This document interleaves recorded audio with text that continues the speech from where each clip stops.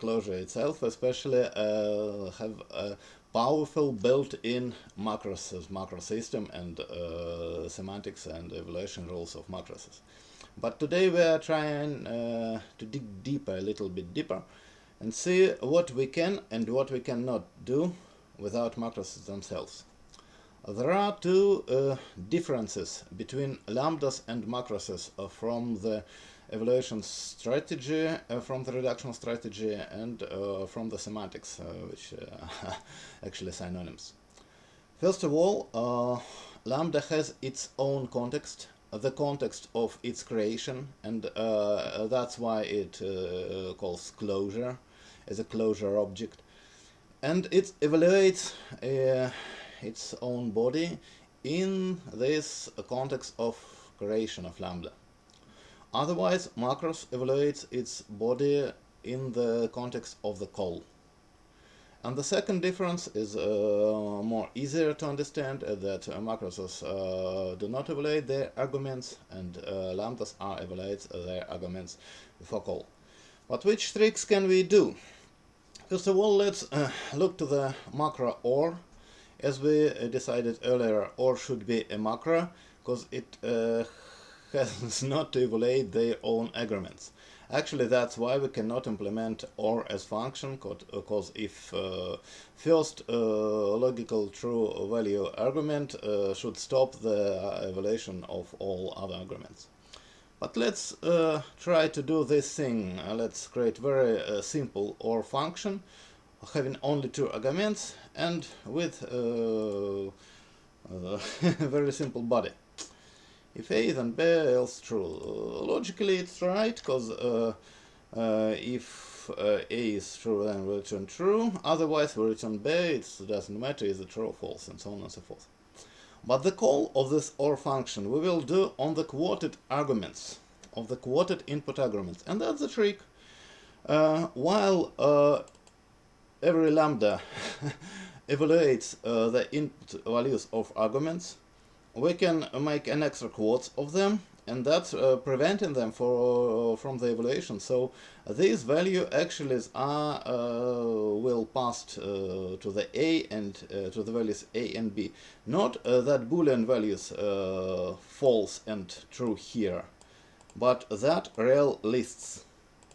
But anyway, it works, because it's the same semantic, and it evaluates by the rules, and it works fine. So from the first point of view, we can overcome the first problem, that function evaluates its arguments and macros don't.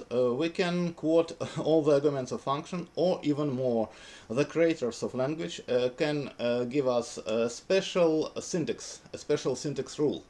So we can, on the lambda creation step here, alter this variable somehow to to set them not evaluated when we will call this function.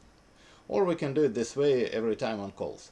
Maybe it's not so convenient, but technically it works, and it works really fine. But here we cannot avoid the second problem. In this actually OR macros, it's not actually a problem. It doesn't matter where should we evaluate that expression, in the context of creation of this lambda or in the context of the call of this lambda. But it can be very very important if we can alter some global atoms and some global variables which relies on. And that's why lambda will rely on these variables in the context of its creation, and macros will try to find out that variables in the context of call. But we can do the second trick.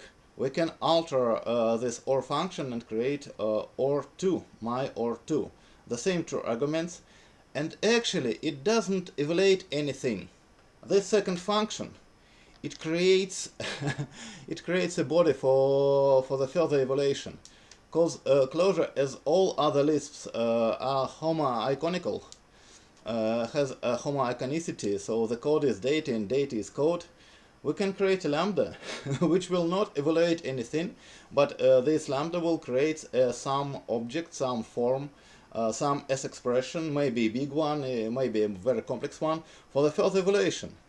And then we even have not to have macro expand. On that call, on a quoted arguments, we have the exact expression which we want then evaluate. And in this case, we have two possibilities. First of all, we can wrap in eval value the call of this, so our custom pseudo macro, yeah? And then we'll return a true, yep. Or we can wrap in eval, not each call, but we can wrap in eval this value on creation stage. And it also returns true. But there are big differences between these two choices, where we will put the eval. If we'll put the eval inside the body of the lambda, it will evaluate the body of the lambda into the context of lambda creation. And that's also the same result as we have here, as we have in first example.